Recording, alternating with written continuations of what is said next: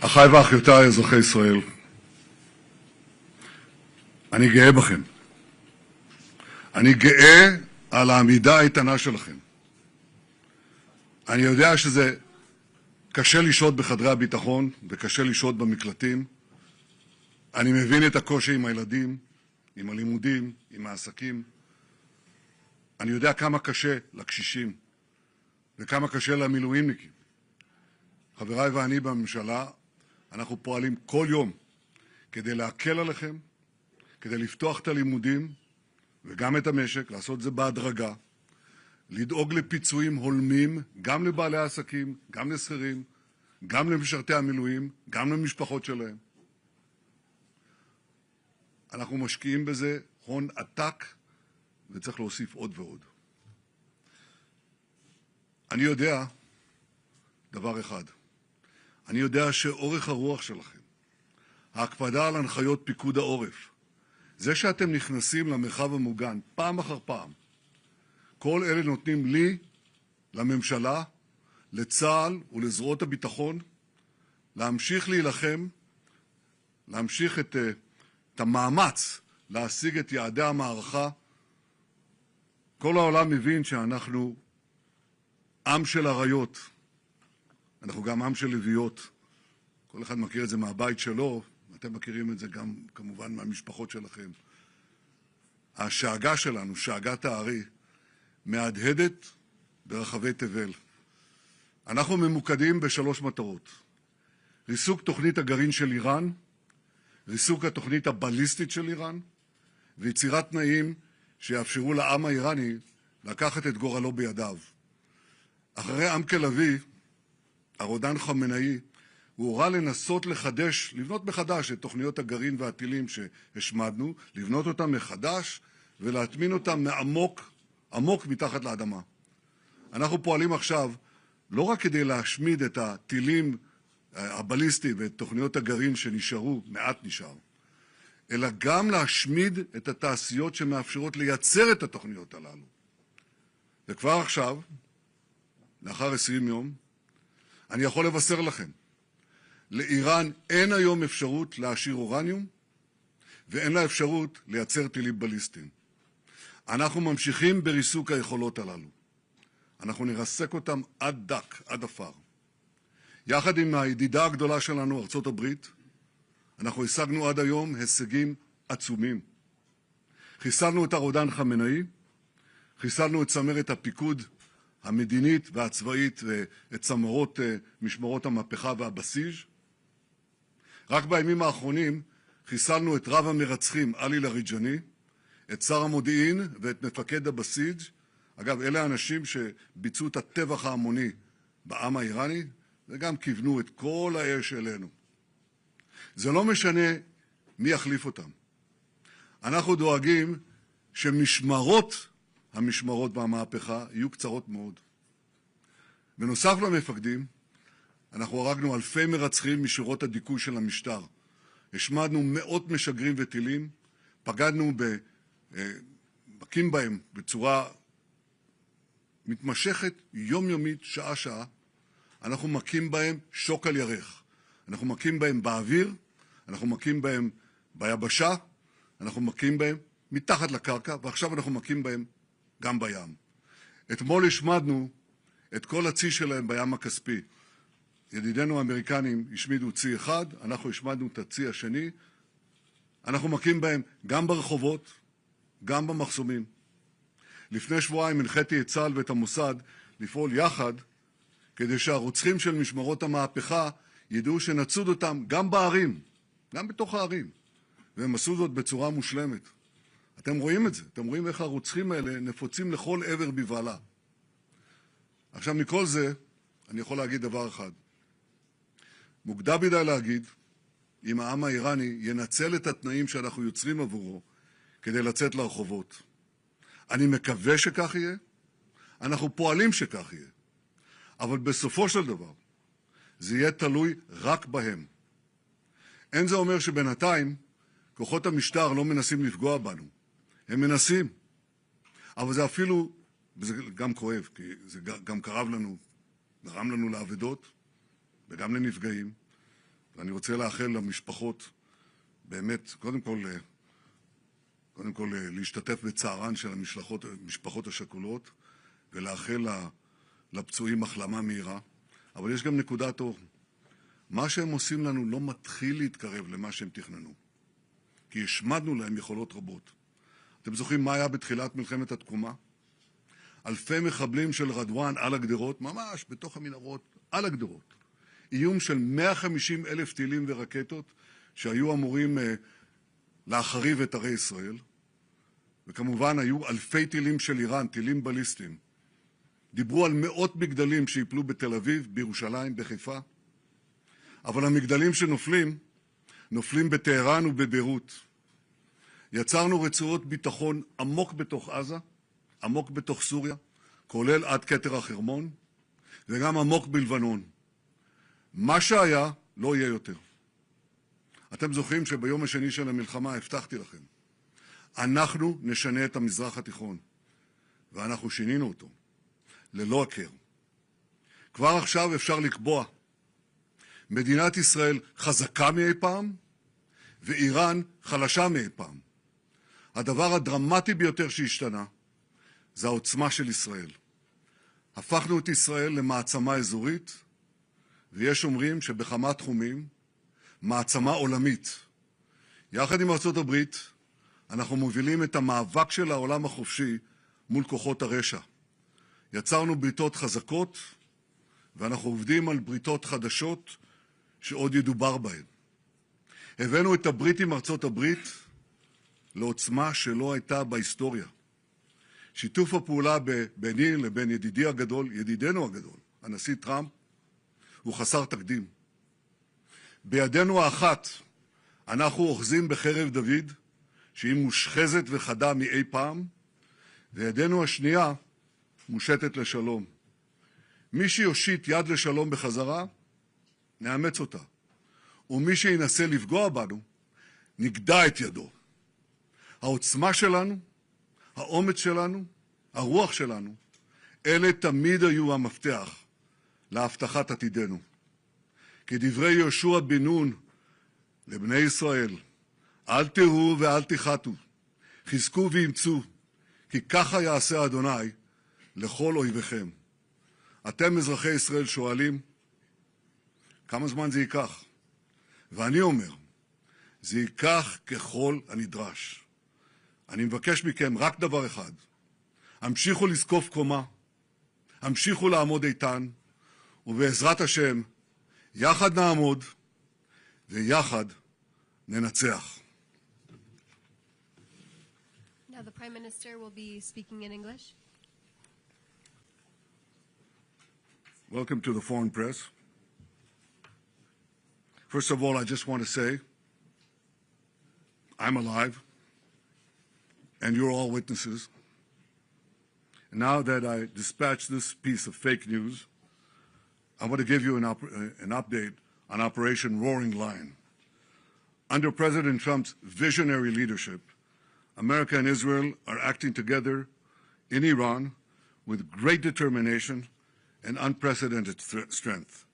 Operation Rising Lion is designed to remove the existential threats posed by the Ayatollah regime, the regime that has waged war against America and Israel and the people of Iran for 47 years. It chants death to America, death to Israel, and it delivers death to its own people. Our goals are three. One, removing the nuclear threat. Second, removing the ballistic missile threat, and removing both of these threats before they're buried deep underground and become immune from aerial attack. And third, this means creating the conditions for the Iranian people to grasp their freedom, to control their destiny. Today, the Ayatollah regime is not only attacking America, not only attacking Israel, not only attacking the Iranian people, it is attacking the entire Middle East and beyond.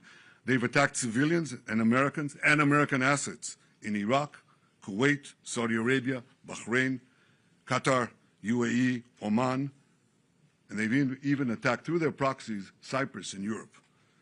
We've warned for decades that their ballistic missile program would be used to attack these targets far and wide, and if they're not stopped, that's just the beginning. The death cult in Iran is trying to blackmail the world by closing a key international maritime route, the Straits of Hormuz. It won't work. Israel is helping in its own way, and intel and other means, the American effort to open the Straits of Hormuz, rather. But I want to ask you to imagine how the Ayatollah regime would be able to blackmail the entire world if they had ballistic missiles with nuclear warheads. Just imagine what they would do. Look at what they're doing now and imagine what they would do if they had ballistic missiles, international range ballistic missiles, and nuclear-tipped warheads. Just imagine what a great threat that would be. So today, Israel and the United States are protecting America, Israel, the entire Middle East, but I venture to say the entire world. Despite the fake news that is unfortunately being spread since the start of the war 20 days ago, we are winning and Iran is being decimated. Iran's missile and drone arsenal is being massively degraded and will be destroyed. Hundreds of their launchers have been destroyed, their stockpiles of missiles are being hit hard, and so are the industries that produce them. That's important. In Rising Line, we destroyed missiles and we destroyed a lot of the nuclear infrastructure. But what we're destroying now are the factories that produce the components to make these missiles and to make the nuclear weapons that they're trying to produce. We're wiping out their industrial base in a way that we didn't do before. Iran's air defenses have been rendered useless. Their navy is lying at the bottom of the sea. Today we hit the other part of their navy in the Caspian Sea. Their air force is nearly destroyed. Iran's command and control structure is in utter chaos. And I can tell you that there's still more work to do, and we're going to do it. And I want to close these opening remarks with one other fake news, and that is that Israel somehow dragged the U.S. into a conflict with Iran. Does anyone really think that someone can tell President Trump what to do? Come on. President Trump always makes his decisions on what he thinks is good for America, and may I add, I think what is also good for future generations. In this case, those interests are absolutely clear, and so is the clarity of our achievements. Together in close coordination with President Trump, the close coordination between America and Israel, our militaries, our intelligence services, we're achieving goals in lightning speed. But I want to say another word. It's been said that for 40 years, I've been saying that Iran is a danger to Israel and a danger to the world. That is true. You know who else said that? President Trump. 47 years ago, when the Iranian thugs took over the American embassy, he said how dangerous this regime is. In his first term in office, he didn't need any convincing. He said the Iranian nuclear deal was the worst deal that he'd ever seen, and he walked out of it. Right before his second term, before he was reelected, I went to see him in Mar-a-Lago. The first thing he said to me was, "Bibi, we've got to make sure that Iran doesn't have nuclear weapons." He said that to me. I didn't say it to him. He didn't need any convincing there either. Now, why did he say that? Because for more than 4 decades, this regime, as I said in the beginning of my remarks, is chanting, death to Israel, death to America. But they say Israel is only the small Satan standing in their way. The great Satan is the United States of America. And these ideological fanatics, these lunatics, define their raison d'etre, their reason for being, as wiping out Western civilization and America that leads it. They have claimed the lives, they've maimed and wounded thousands of Americans in Iraq and Afghanistan. They killed the American Marines in Beirut. They bombed your embassies. They tried to assassinate the American president, Donald Trump, not once, but twice. Now they blackmail for oil. Just imagine what they would do, what they're capable of doing, if these lunatics had nuclear weapons and the means to deliver them to every American city and every European city and everywhere around the globe. This is a danger for the entire world. It's certainly a danger for Israel. It's certainly a danger for America. We see eye to eye on that. President Trump and I, Israel and America. But I think if people are honest, if leaders are honest, they would understand that we're not only fighting our fight, we're fighting their fight. I speak to dozens of world leaders. Dozens. They all know that. And privately, they all say that. They say that privately, but I say it publicly. The world owes a debt of deep indebtedness to President Trump for leading this effort to safeguard our future. Thank Questions? you. We'll now take a few questions. The first question is from Zach Anders from Newsmax. A transitional leader that will have a transition. You don't want to replace one Ayatollah with another. You don't want to replace Hitler with Himmler. So I think the question is, will the conditions be created for such a change? I think it's too early to say. And I think in the final account, as I said, it's up to the Iranian people to show that, to choose the moment and to rise to the moment. We can create the conditions, but they have to, they have to exploit those conditions at a certain point. It is often said that you can't do revolutions from the air. That is true. You can't do it only from the air. You can do a lot of things from the air, and we're doing, but there has to be a ground component as well.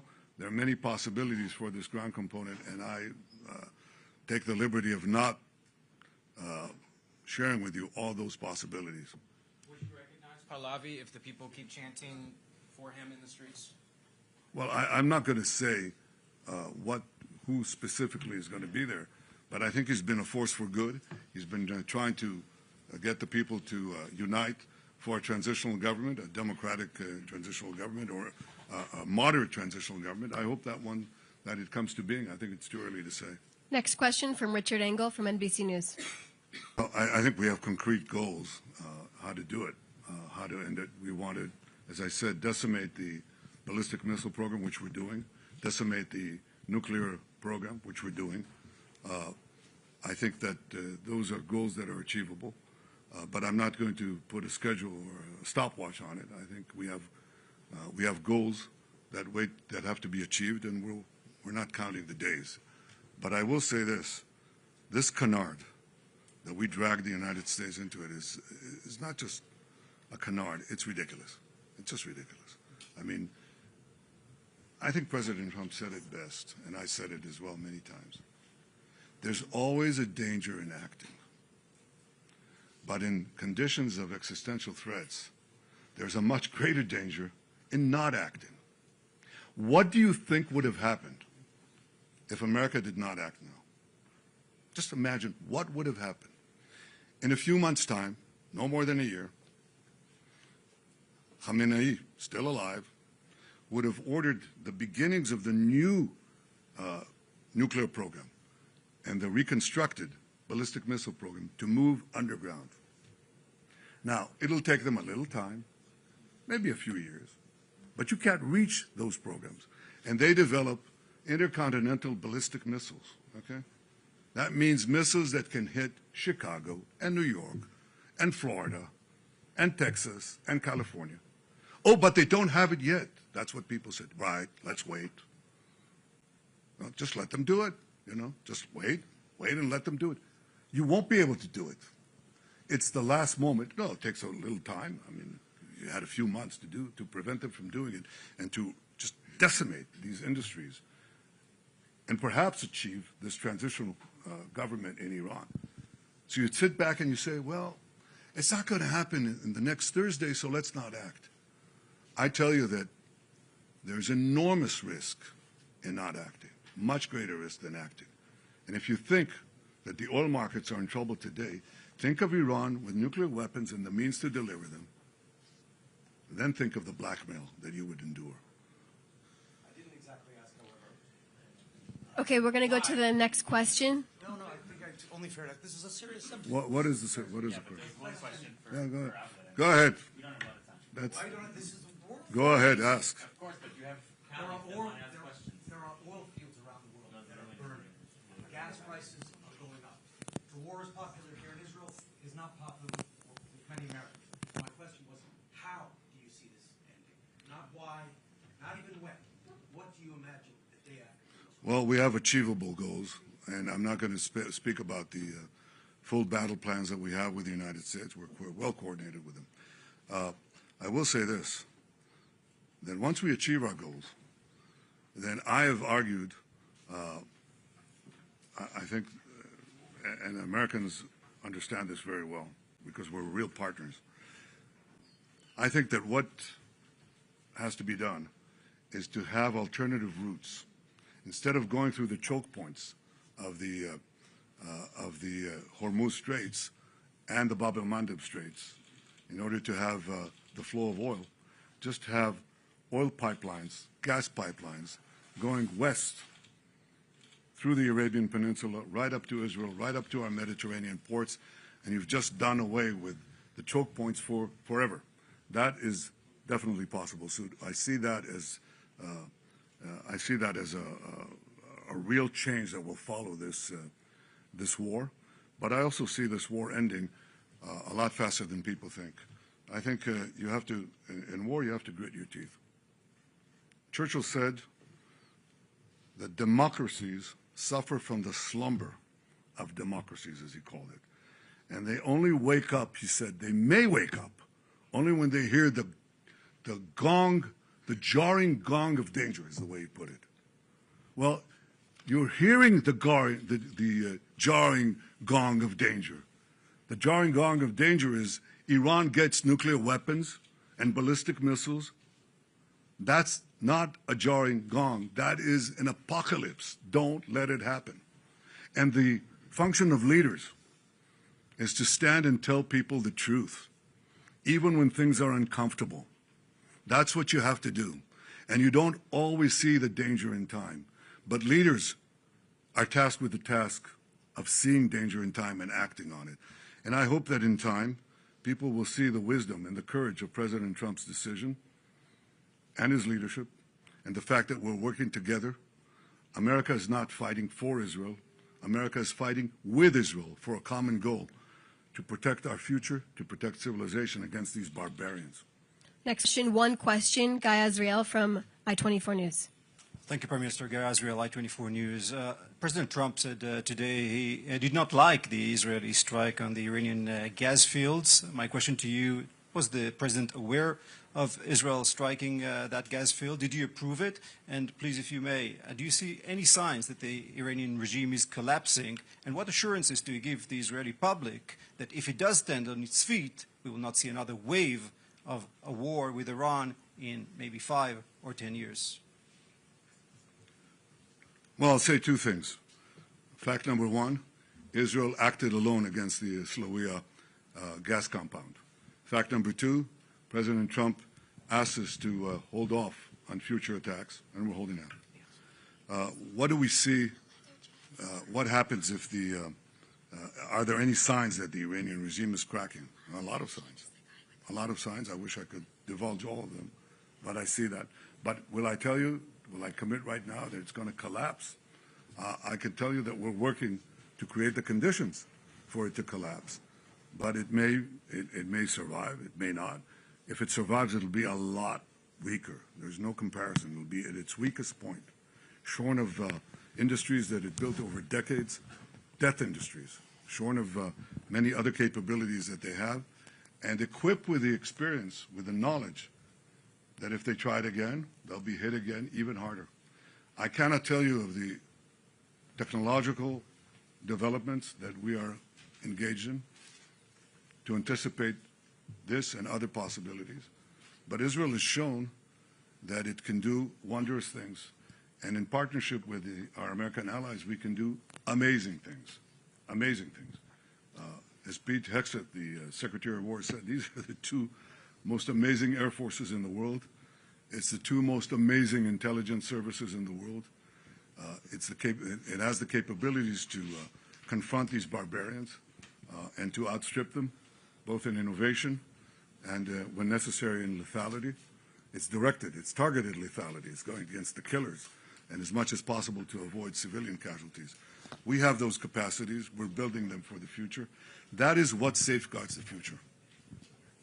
You know, if people want to be naive, then they don't see the kind of world we're living in. In this world, it's not enough to be moral. It's not enough to be just. It's not enough to be right, you know? One of the greatest writers of the 20th century, someone that I admire a lot, was the historian Will Durant. Now, he wrote many volumes. I read most of them. He also wrote The Lessons of History, very brief, 100-page book, in which he said, well, history proves that, unfortunately and unhappily, Jesus Christ has no advantage over Genghis Khan. Because if you are strong enough, ruthless enough, powerful enough, evil will overcome good. Aggression will overcome moderation. So you have no choice. If you look at the world as it is today, you have to be blind not to see that the democracies led by the United States have to reassert their will to defend themselves and to oppose their enemies in time while there's still time, before the jarring gong of danger wakes them up and wakes them up too late. This is where we are now. The fact that people don't see that, the fact that a lot of the news media are harking on a lot of fake news, but also a lot of short-sightedness, and do not see the historic period and the historic struggle that we are engaged in now, doesn't obviate these truths. We have to be strong. We have to be armed. We have to be more powerful than the barbarians, or they will not be merely at the gate. They'll crash our gates and destroy our societies. That's what Israel is doing now with the United States. And I'm very proud of the fact that the Israeli people are standing strong, that the Israeli army is standing strong. We rose from October 7th. Our people, our soldiers, rose like lions. But in protecting ourselves and in joining with our great American friends, we're also protecting the entire world. Thank you. Next question, Tom Burridge from ABC News. Hi, Tom Sufi Burridge, ABC News. Prime Minister, given the escalation of attacks on US allies across the Gulf, given the spiraling energy costs, the high costs in general, the US service personnel killed in this war, many Americans are asking that question, whether you misled their government into starting this war, and for how long should Americans keep paying the price? Well, I misled no one, and I didn't have to convince President Trump about the need to prevent Iran from developing its nuclear program, putting it underground, and being able to launch nuclear-tipped missiles at the United States. He understood that. He explained it to me. I didn't explain it to him. And I think that our partnership is the only way to avoid this catastrophic development. The loss of servicemen is painful. Early on in my military service, a fellow soldier died in my arms.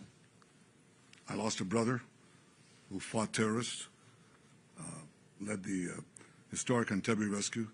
The cost to bereaved families is enormous, and I sympathize and send the condolences of the people of Israel to these families and to the American people. Freedom is precious. It has its costs. But if you're not prepared to defend it, if you're not prepared to resist the tyrannies that are trying to arm themselves with the weapons of mass death, you will have no future. And therefore, we're doing what we can. As far as oil prices rising, spikes, you know what a spike is? You know what a spike is? It goes up and goes down. The Americans are working very hard, and we're trying to help them in every way that we can, to open the straits of Hormuz.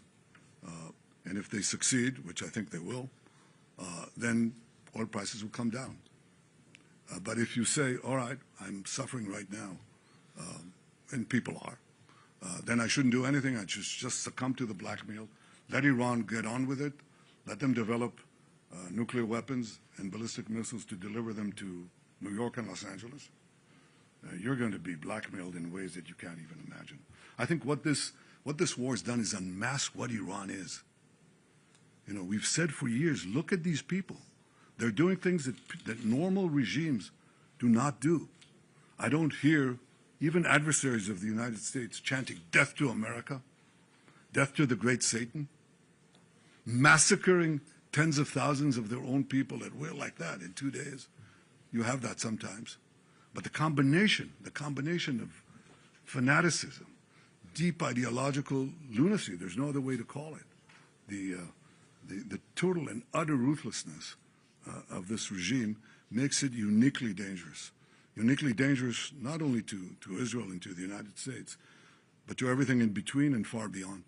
And the fact that this is not recognized, you ask me, okay, what do people think? What did they think in the 30s?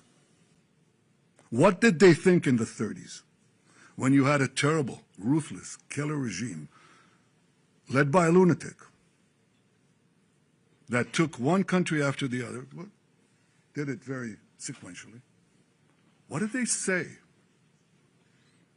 They said what? They said, let's stay out of this. It's not our war. It's not our problem. Maybe it's only the Jews. Have we learned nothing, absolutely nothing in these 80 years? We cannot see the danger that lurks.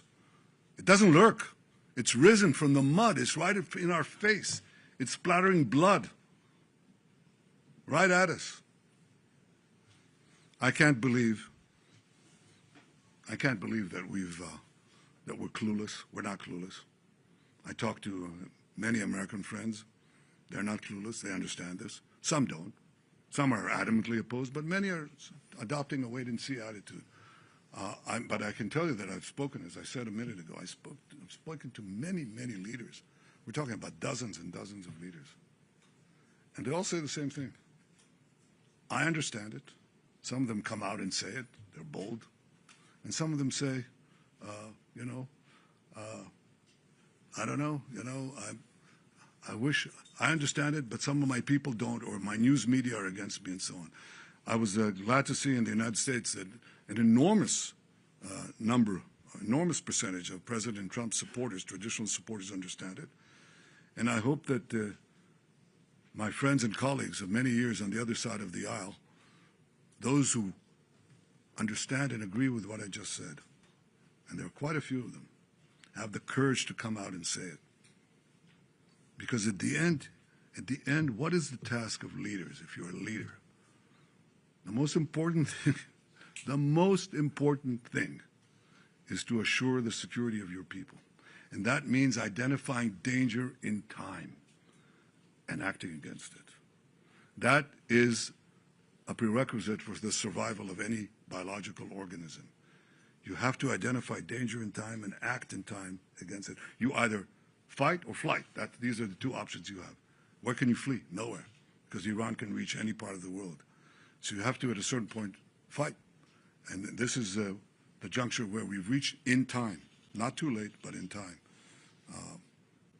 I just will encourage all those who agree with what President Trump is saying, with what I'm saying, to act. I didn't have to convince President Trump of anything. He didn't need any convincing. He acted as a great leader does to protect his country and to protect the future.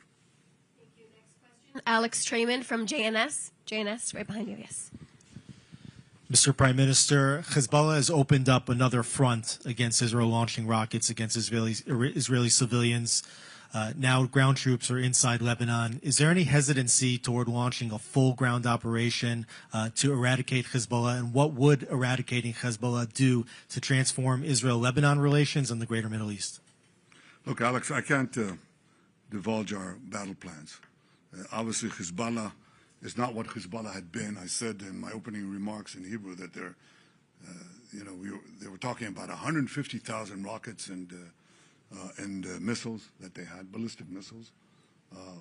They had thousands of Ridwan terrorists right next to our fence, underground, ready to invade. We knocked them back. We destroyed the bulk of their missile capacity in 6 hours. We knocked out Nasrallah. We destroyed all the Hamas, or rather all the Ridwan infrastructure right next to our border. We now have a security corridor, a security zone that that is there that prevents this kind of invasion. And we have plans for the future. Obviously, our number one effort is geared towards Iran. If the regime goes, you know that Hezbollah goes. But in any case, we're devising our plans in such a way that we could remove this threat as well. Thank you. Final question from Jeremy Diamond at CNN. Mr. Prime Minister, Jeremy Diamond, CNN. Nice to see you. You've assassinated Iran's supreme leader and dozens of other senior Iranian officials. The result of that so far has been the appointment of a new supreme leader considered to be even more hardline than his father.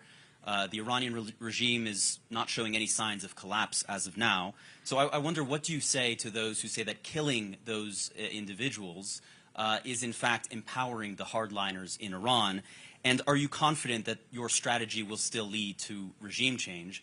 And then secondly, if I may, you've also indicated today that you made a commitment to President Trump not to strike these oil and gas facilities in the future. Should President Trump come to you one day and say, oil prices are too high, it's time to end this war, will you listen to him? And do you need the United States in order to continue this campaign alone? Was that a single question? Jeremy, you really hogged it, but I'll answer your questions. I'm not sure who's running Iran right now. Mujtaba, the replacement Ayatollah, has not shown his face.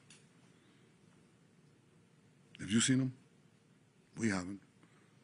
And we can't vouch exactly what is happening there. There is a cloud here that's not clear. What we see is that there's a lot of tensions inside the people who are edging for the top. It's not a uniform position. You see that sometimes with the contradictory orders that are given. You know, they do one thing and then they withdraw it and so on. I think it's important that they know that if they think they're going to target the world, target the President of the United States and so on, they themselves are being targeted. That creates a lot of uncertainty. We've found that that can have an effect. The removal of Nasrallah has never really been replaced, because some people are not replaceable. I think the authority and the hold that Khamenei has had is not going to be translated to anyone, not to Mujtaba if he's there, and not to anyone else. But I think this is part of the effort to crack the regime. It's not going to happen in one day. We're 20 days into this war. Yes, we're seeing cracks. We're seeing cracks, and we're trying to propagate them as fast as we can. Not only in the top command, we're seeing cracks in the field. You know, it's sort of like a hollowed-out, rotten piece of wood that's holding on the outside, but there's a lot of rot inside. We're seeing some defections. We're seeing fear and trepidation in the IRGC units that are manning the ballistic missiles. You know why? Because they're afraid to die. They're not all suicidal. In fact, most of them are not. So we're seeing cracks, but we're going to hit them again and again. The minimum thing we want to do is, again, erase the industrial capacity that they had to produce these weapons. They'll have to build it from a start, and that's very hard. It's very hard to do underground, too. So they're not going to be able to just take the pieces and move them below the earth. It's going to be a lot harder for them. But ideally, if it cracks enough, and with some other things that I won't get into, yes, the regime could change. Is it guaranteed? No. And is it up to the Iranian people in the final accounting to make use of the conditions that we're doing in weakening this regime? We'll see. I cannot tell you. They're very brave, by the way. I don't come and criticize them in any way. I think they're very brave. I think they've suffered enormously. And the question is, will we have a meeting ground between the weakening of the regime and the rising of the people? in many ways that could develop. We'll see. On the oil and gas questions, I can only tell you this. Look, I don't think any two leaders have been as coordinated as President Trump and I. He's the leader. I'm, his ally. America is the leader. Israel is, as the National Security Memorandum described us, I think a month ago, 6 weeks ago, I think, something like that. They called Israel the model ally. That's how they call it, the model ally. It's not a superpower, but America is seeking around the world, and you hear it from the speeches of President Trump and others in the administration. They say, where are you? We've helped you all these years. Where are you when we're doing something that is as important, at least as important for you as it is important for us? And yet one country is there, and against all the vilifications that are leveled at Israel, Israel is sponging off America and all that. No, it's not. It's not. Israel is a brave country, a resolute country, with an incredible army, incredible soldiers, incredible courage, and we're fighting alongside the United States when the chips are down. We're fighting with the United States. We're fighting for a common goal. So I can tell you that that's the most important coordination. But in practice, President Trump and I speak regularly. We discuss things. Our staffs discuss things. Our militaries are in close coordination as never before. But ultimately, President Trump makes his own decisions. And do I respect them? Yes, I do. The question is whether you would or could continue the war without... Just one question, Jeremy. Thank you. Could you without the United States? Without the refueling capabilities, for example? We're going to close. Thank you so much. Thank you, Mr. Prime Minister. You Thank exhausted you, your everyone, questions. for your questions today.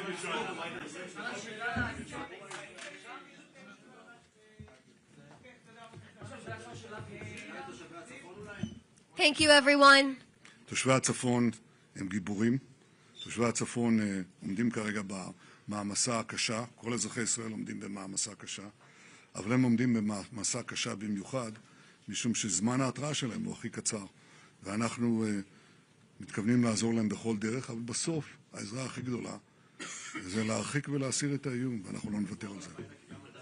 Thank you so much. ואנחנו לא We're נוותר going to על be זה. concluding now. תודה רבה Thank you, לכם. Mr. Prime Minister. Thank you.